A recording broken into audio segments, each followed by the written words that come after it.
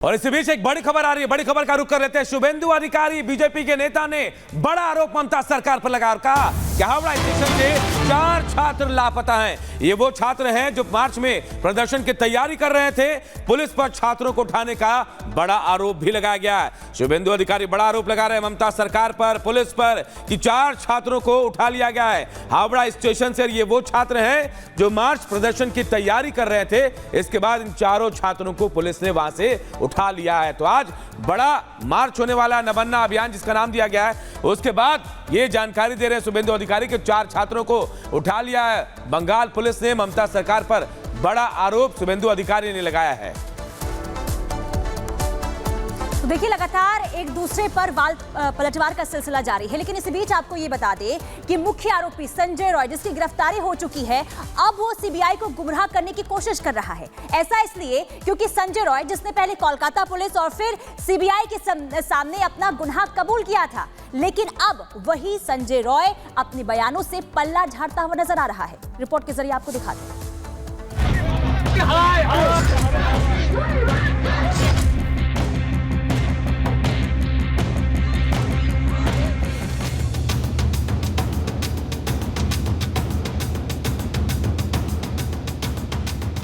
Kolkata rape और murder का आरोपी संजय रॉय सीबीआई को गुमराह कर रहा है।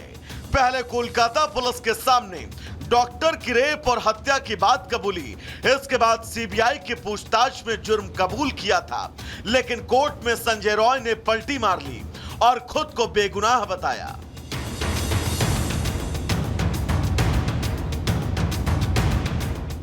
जहां तक कलकत्ता रेप और मर्डर केस का सवाल है, इसमें कलकत्ता पुलिस ने पहले ही एक आदमी को गिरफ्तार कर लिया है कि क्या वो इस केस में इन्वॉल्व है या नहीं है, और यदि इन्वॉल्व है तो क्या वो अकेला इन्वॉल्व है या उसके कोई साथ और भी दूसरे हैं।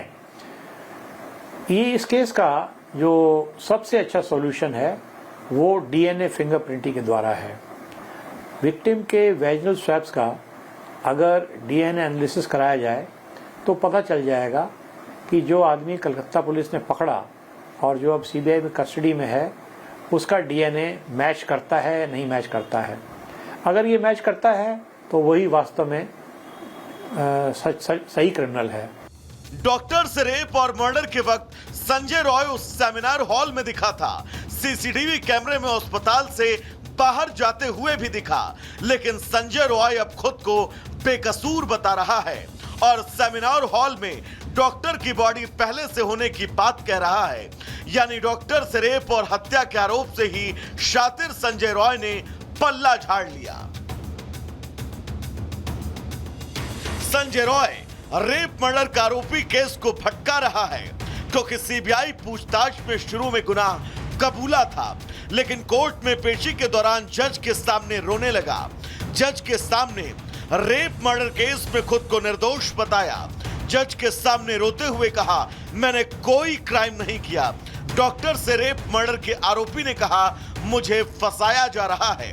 शायद पॉलीग्राफ टेस्ट से मेरी बेगुनाही साबित हो जाए। डिपार्टमेंट का जो इसका साथ थे, कोई ना कोई कुछ जानता है। ये लोग की गलत काम किया है कि नहीं है, ये इसके तो अभी तो हमको मैंने मन में ये क्वेश्चन भी आना शुरू कर दिया कि जो लोग साथ थे कहीं ना कहीं वो भी सस्पिशियस हैं। सस्पिशियस है। लड़की हमको लगता है कि 7-8 घंटे से कोई ने मेरे लड़की को देखा। ये हमको थोड़ा क्वेश्चन है।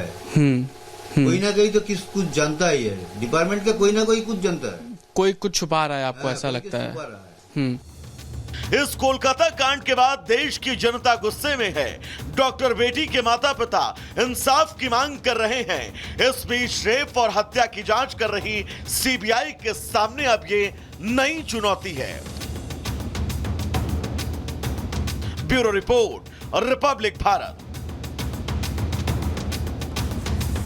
अभी भी ये गुत्थी उसी तरीके से उलझी हुई है जैसे पहले उलझी हुई थी। 18 दिन बाद भी केस की गुत्थी उलझी हुई है। सीबीआई के सामने ये सबसे बड़ा चैलेंज है कि क्राइम सीन को सुरक्षित नहीं रखा गया था और उसके बाद भी किस तरीके से वहां पर जो लोग हैं, दंगाई हैं, वो घुस जाते हैं। क्राइम सीन के साथ छेड़छाड़ भी हुई थी। सीबीआई के सामने असली चुनौती यही है। और 9 तारीख का आपको वो वीडियो याद होगा जो रिपब्लिक भारत ने आपको दिखाया था, जहां बहुत सारे लोग घुस गए थे उस सेमिनार हॉल में। संजय रॉय के यू टर्न के बाद चुनौती और ज्यादा बढ़ गई। उसने अपना बयान कोर्ट के सामने बदल लिया है। हत्या का मकसद भी अब तक साफ नहीं हो पाया है कि आखिरकार सिर्फ रेप के बाद हत्या कर दी गई या इसके पीछे और बड़ा मकसद था, जैसे कि अब टीएमसी पर आरोप लग रहे हैं, बीजेपी के द्वारा जो आरोप लगाए जा रहे हैं कि इसमें बहुत बड़ी चीजें हैं जो कि छिपी हुई है। उन्हें छिपाने के लिए डॉक्टर बेटी का मर्डर किया गया था। अब ये सीबीआई के सामने चैलेंज है बड़ा कि हत्या का जो मकसद था वो भी खोज करके लाए और जिस तरीके से संजय रॉय ने अपने बयान से पलटी मारी है उसे भी वो रिट्रीव करे। अगली खबर बताएंगे लोग।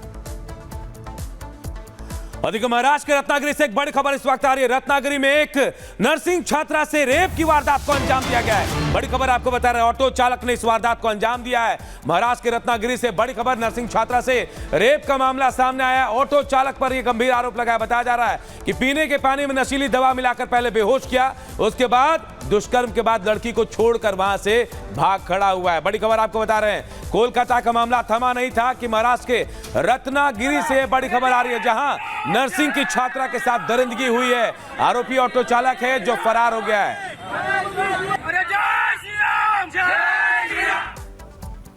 और इधर खबर सामने आ रही है तिरुपति से, जहां सीवीआईएमएस अस्पताल में एक जूनियर डॉक्टर के साथ मारपीट की गई है। खबर यह है कि मामूली से कहा सुनी हुई थी और इसके बाद जो है मारपीट की नौबत आ गई। तस्वीर हम आपको दिखा रहे हैं, तिरुपति के सीवीआईएमएस अस्पताल की तस्वीर है। यहां पर किस कदर यहां पर डॉक्टर के साथ मारपीट हो रही है, इन तस्वीरों में आप खुद देख सकते हैं। कहा सुनी हुई थी, विवाद हुआ था और इसके बाद हाथापाई तक डॉक्टर के साथ कर दी गई है। तो एक के बाद देखिए ऐसी खबरें सामने आती है जहां डॉक्टर के साथ कभी बदसलूकी होती है तो कभी मारपीट होती है। और एक बार फिर से यह हैरान करने वाली तस्वीर तिरुपति से सामने आई है, जहां डॉक्टर के साथ मारपीट हुई है।